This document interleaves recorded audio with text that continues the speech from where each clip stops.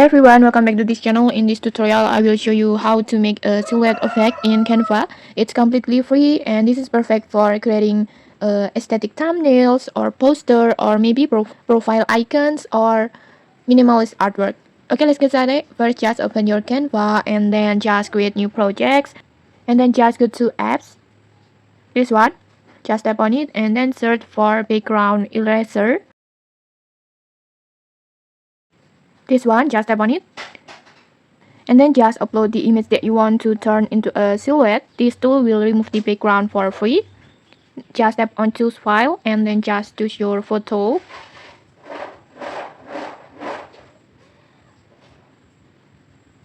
For example like this, and then just tap on remove background.